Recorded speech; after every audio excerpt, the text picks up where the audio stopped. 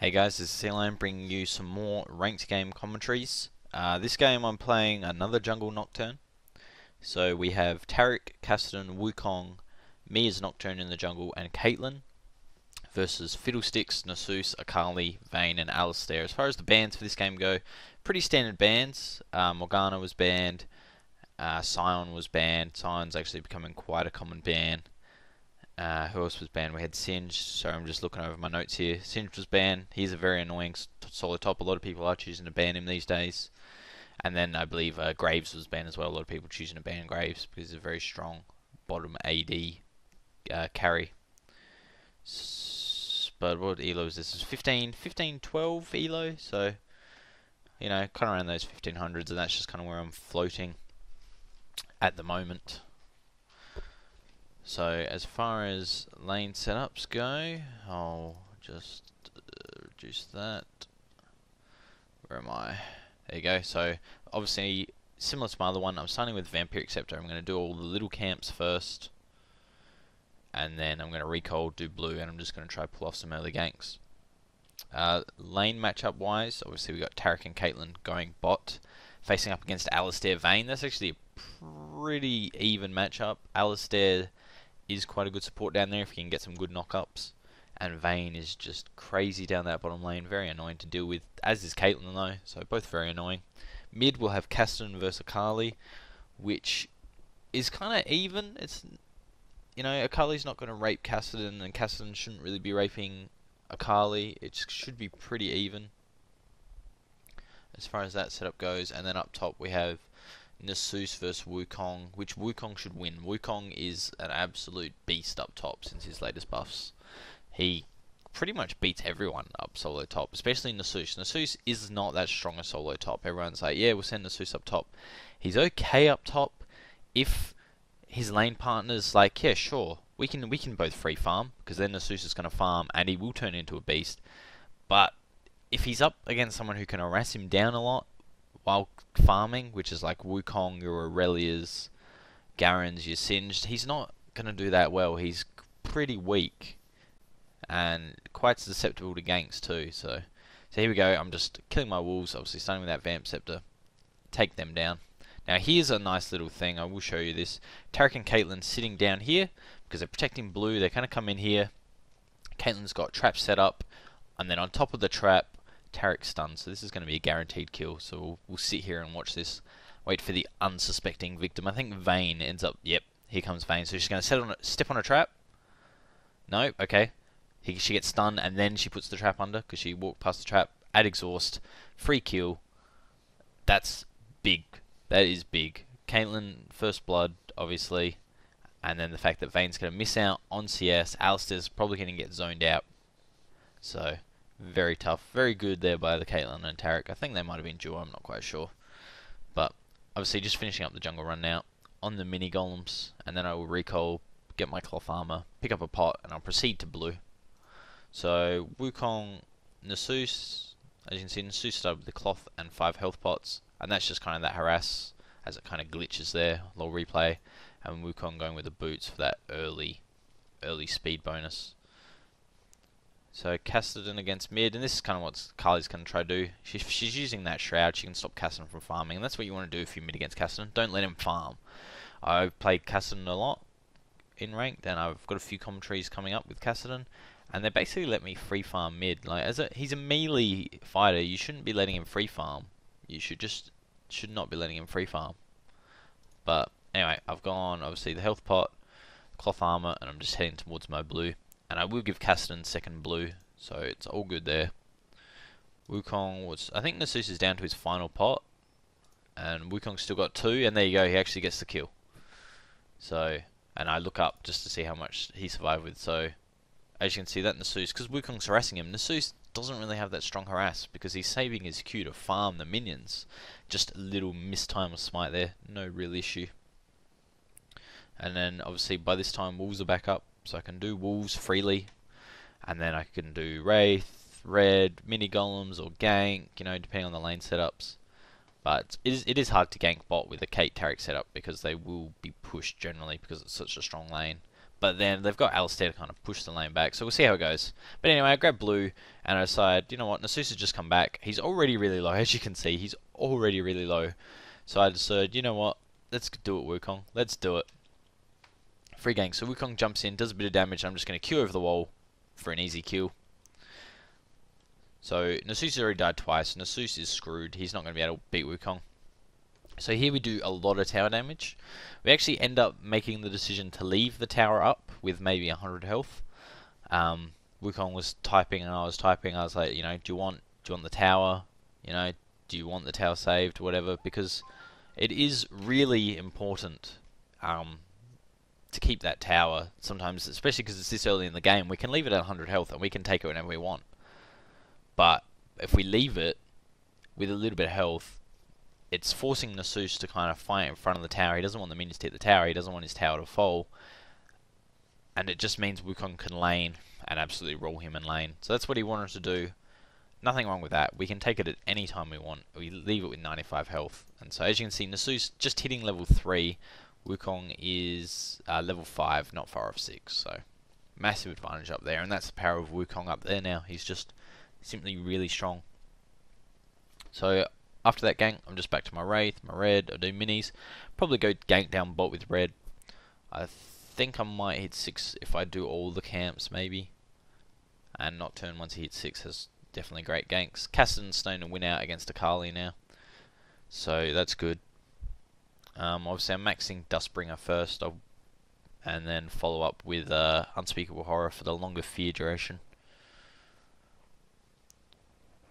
So timing my smite here is what I'll try and do, just in case Fiddles is sitting in the bush or something, or it's warded and he's sitting over the wall and he's going to try smite, steal my buff.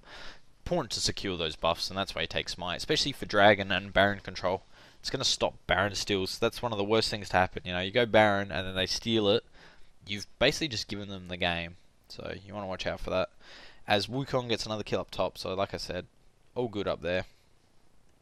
Do they get a kill? No, they're just forcing them out. They're clearly winning that lane. Just check CS. Vayne 25 to Caitlyn's 28. So Vayne's actually got pretty good CS considering. What do we got? Cassin 27, Carly on 16, Nasus 24, Wukong 33. So all good. As you can see, I've just snuck in through the bottom bush here. Lane was pushed, so I snuck in. The idea is that, you know, they fight or Fiddles comes to gank. They don't know I'm here, but the lane gets pushed. So I'm pretty sure I just decided to recall. No point sticking around.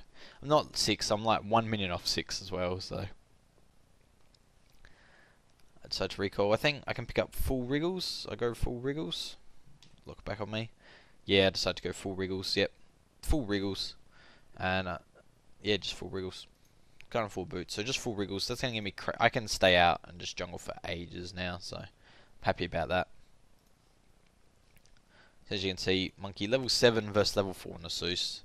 Nasus doesn't really stand much of a chance, and he's got 3 more potions. He's bought like 10 potions already. That's 350 gold. That's a lot of gold to be wasting when you're already behind, but he doesn't really have a choice. Just simply to stay in lane, he's had to do that. So I've just hit 6 here, so I will be picking up my ult. We'll start looking for ganks. I think I might pull a gank on this Akali after my Wraith.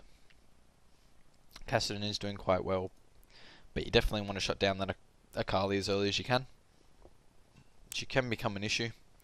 She's more of a mid-game issue in skirmishes. She does very well in 2v2s and 1v1s, but she does not do very well in team fights if your team knows how to deal with her, which is pink wards, oracles, CC, fight away from a shroud, stuff like that really hurts her.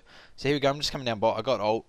I'm just waiting for Vayne to get in range. She gets in range, I ult in, I'm going to hit the fear and the Q. She goes down. Red buff on Alistair. Do a little bit of damage and we'll just probably push this and take the tower.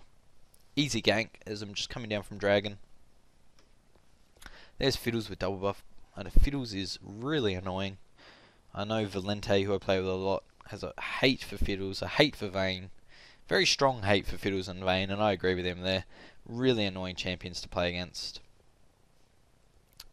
But as you can see, that Fiddle, if Fiddles gets CC'd, useless.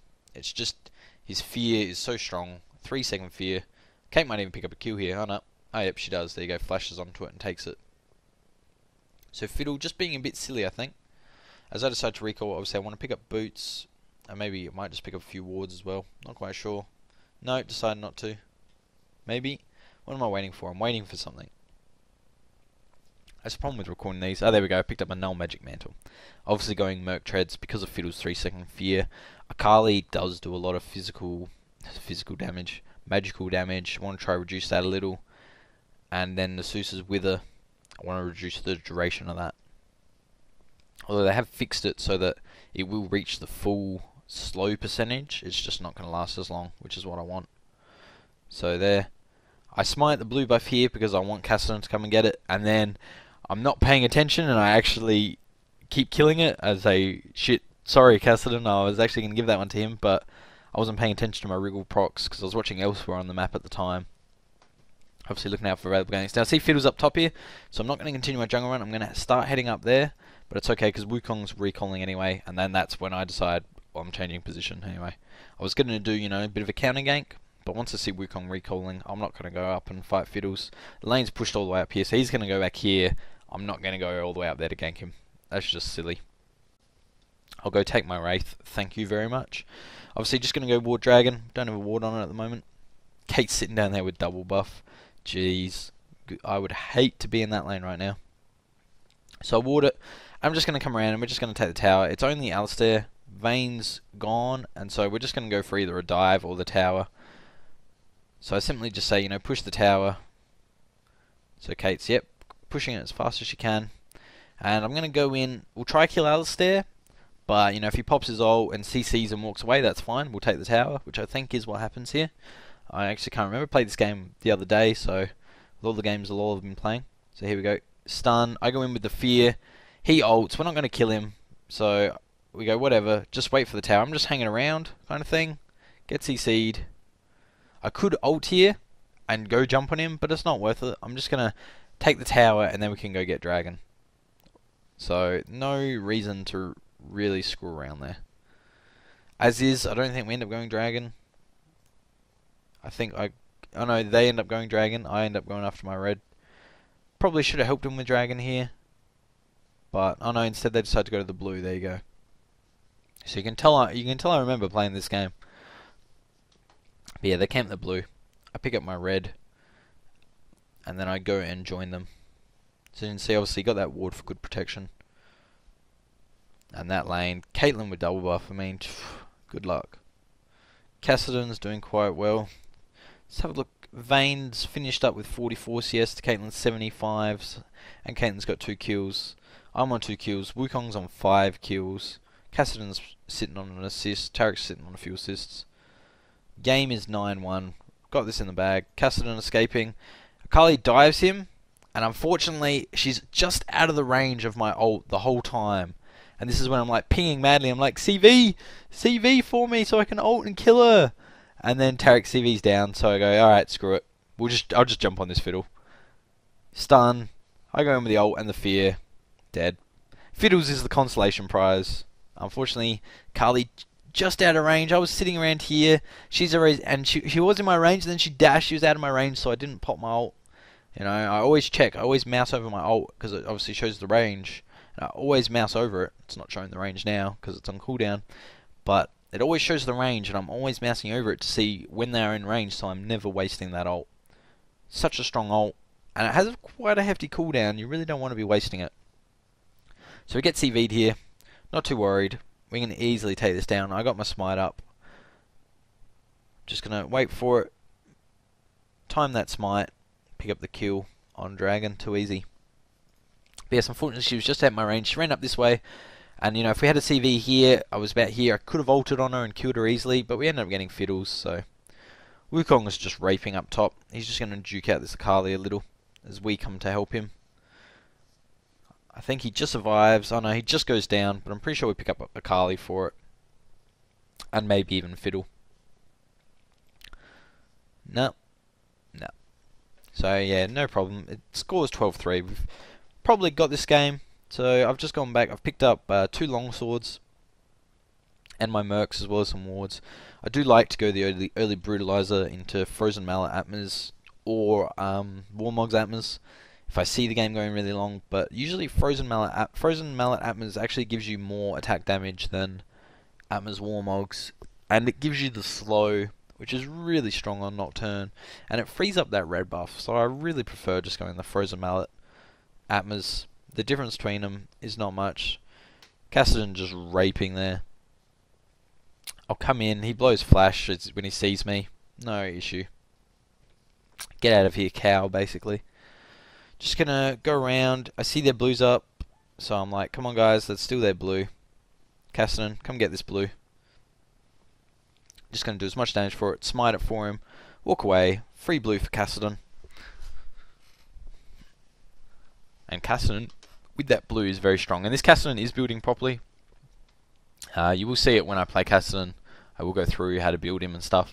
But he is building that Rod of Ages. You do not need tier on Cassidy. In normal games, yeah, you know, pick up that tier or whatever, because you're not getting that blue buff. But in ranked, you're getting the second blue buff from any jungler. I mean, maybe not at the lower elos, but you're getting your second blue buff. That is enough. You don't need tier. You want to get that Rod of Ages for the mana pool, the health, the ability power, and then get a death cap.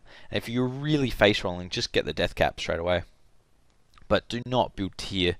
So I've seen so many Cassins this week go mid, they get tier, and it delays you so much, and then they don't have the damage to win their lane, and it's really frustrating to see. You know, I don't mind if it's on the other team because we win, so it's okay, but it's frustrating to see that people can't play him properly. Now, because Cassin's got blue, I'm just going to take this blue for myself. Nocturne is pretty mana hungry, so I do like the blue, but obviously I'm giving it to my mid. It's more important on mid than what it is for me. But in a situation like that, I'll take blue. Don't worry about that. I'm still keen to have it. As far as strategy kind of now for the game is just to keep warding up these inlets, kind of the intersections. So we've got wards there, got wards there, we've got wards dragging. And it's just about catching like fiddles out there, catching that out. Like we see that, you know, all Tarek has to do is pop a CV. Cass jumps on him. Here we go, here we go. Cass is going to jump on him because he goes into that bush. And he's dead. That is dead. He blows flash. Dead. That's the kind of stuff you need to be doing when you've got an advantage like this. Catch one person out, and then they can't even defend 4v5 when you've got a good lead. So I'm just going to hang around. I'm going to wait to ult in. Akali gets low. I ult in on her. Kill her instantly. Just going to walk out here. Shield against any more CC. Go back in. Fear. Throw my, whatever it called is, Dustbringer. Taking a bit of tower damage here. So I decided to flash out. Just in case Nasus Qs me, he could probably hit me quite hard. Add the tower damage, probably be taken out. Just flash out. Took enough tower hits for my team. As we continue to push. And Nocturne does have that good pushing power with that Q, because it gives you that AD steroid for towers, which is very helpful. So Fiddles comes in here, just being stupid. He gets stunned, feared, silenced. Just silly play there by Fiddle. It's just, if you're behind like this, some of these games are winnable. And just giving away free kills like that just is not the way to do it. So just going to keep going this tower. Akali can't stop us. She jumps in on Tarek, which is good. Alistair does the knock up. I shield to stop getting eaten by any of the CC. I fear Akali. She's the threat. Take her out, no problem. I'm fighting here because they're worried about Cassidy. So I'll fear this guy. Just chasing, waiting for it. Use that for the speed up. He gets hit by the trap. I get on him with the fear. Cast silence. Caitlyn's coming in too. Another kill for us. Just chasing when they shouldn't have. So now we're going to go back and we will take this tower off them. As you see, Wukong's just a beast up top. He's already got Trinity up. No one can go face him. And that's the power of a strong top lane when they start pushing. It takes 2 or 3 of the team basically to go shut him out. And meanwhile, our ranged AD can push bot hard or something like that. And that's kind of... Here we go. Fiddle's ulting in. So I shield so I don't get silenced or feared. I end up taking silence, but I didn't get feared. He tried to fear me. I didn't get feared. But then the silence bounced around and got me. But that's okay. Inhibitor's still there, but we're fine. We got the tower. Wukong's made a nice little push. I'm going to go check out their red. Still their red. It's not there, unfortunately. So I see what else I can steal out of their jungle. That's another thing you want to do in your head. I go here to help Wukong, and then I realise he backs out. He's safe. He got away, so I just leave it. But when you are ahead, you want to be stealing their buffs, stealing their mini camps and stuff. I actually thought Wukong was going to take it, so I decided to recall, and then he didn't take it, and I was already recalling, and I was like, won't worry, I won't worry. Care is none. So I pick up the Brutalizer, pick up my Giant's Belt, going for that Frozen Mallet, and I pick up a Heart of Gold. I do like the Heart of Gold for the health and the additional gold gain, as we're just sitting in their base here, taking out that inhibitor. 1 minute till they can surrender, so they'll be surrendering. So nice win for us. But having that Wukong against Nasus, not a good matchup. That's why it was very easy. And then I pulled off that gank on Nasus. That secured top lane basically. He died twice. That secured it. Kate and Taric, that early gank with the traps and the stun, that secured that. And just securing those kills like that, just very easy to do, very easy stuff to do, can really make the difference. You know, on top of the fact that they've got the kills, the other lanes start thinking, oh, here we go, you know, feeders again. I'm always, as you can see, Vayne's level 6 against level 12. I think she went AFK there for actually quite a long time. And that's the kind of stuff that you do by getting lots of kills. You force the other team to go, you're bad, you know, and they start raging, start complaining. You've won the game right there. So I hope you guys enjoyed this second Nocturne jungle commentary I've done. I'm trying to play a lot of different champions, and I do have some Castellan games coming. So thanks for watching, guys. Press the like button if you like this video. Press the subscribe button if you want to see the rest of my videos. And leave me a comment. I always love reading comments and replying.